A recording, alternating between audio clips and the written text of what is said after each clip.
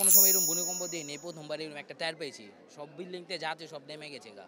আর আমরা যেটাই নামছি ওইটাই মেয়া দিয়ে দিকে দুর্ঘটনা একটা ঘটে দিয়েছে। চিন্তার বাইরে রক্ত পড়েছে। ৩ জন আপনার আহত হয়েছে। আমরা ৩ জনের পরে দেখছি এদিকে আপনার। ৩ জনের পরে দেখলাম পরালা মানুষজনেই নিয়ে গেছে। পরালা মানুষজন মিডিয়া সব আইছে। আইন শৃঙ্খলা বাহিনী বা ফায়ার সার্ভিসের ইউনিট ফায়ার সার্ভিসের পরে আছে, শোনার পর একটা করে সবাই আছে। পরে দিক থেকে শুরু হইলো, পড়ালা সবাই আছে। মানে 2 জনে দেখছি পড়া অবস্থায় রক্ত একটু ছিঁড়া বাড়া, যেটা নাস্তান দিয়ে গেলাম ওইটা আমি আয় দেখতেছি এই অবস্থা। দর্শক শুনছিলেন বিল্ডিং থেকে তারা বাইরে বের হয়ে গেছেন। আপনারা শুনতে পাচ্ছেন এখানে কিন্তু মাইকিং করে জানানো হচ্ছে যে এখানে যেন ভিড় না করেন, কারণ এখানে যারা কাজ করছেন নিচে তাদের জন্য এই কাজ করাটা কষ্টকর হয়ে যাচ্ছে। আঙ্কেল, আপনি কি এখানকার স্থানীয়?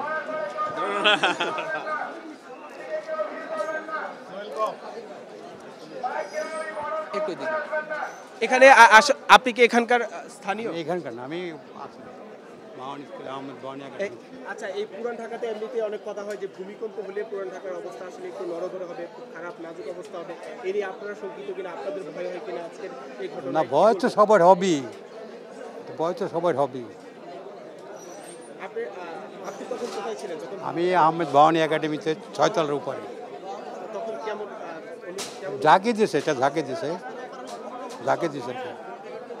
আগে একটা আওয়াজ হয়েছে, আওয়াজের পরে তারপরে ঝাঁকে শুরু হয়েছে। আমি দাঁড়ানো ছিল। আপনি কি এখানে স্থানীয়? না, আমি ওই পাশে থাকি, মাওলানা মসজিদের সামনে। কি দেখেছেন আজকে ভূমিকম্পে? আমি ওই সময় নয়া বাজারে বাজার করতেছিলাম, দেখি বাজারে থেকে সবাই মানে বাইরে আসছে, এমনি দিয়ে উপরে নয়া বাজারের বিল্ডিং এর গুঁড়া পড়তেছে আর কি। হঠাৎ করে ভূমিকম্পটা 10টার পরে 10:30টার দিকে এরকম অনুভূত হয়েছে আর কি, অনেক জোরে।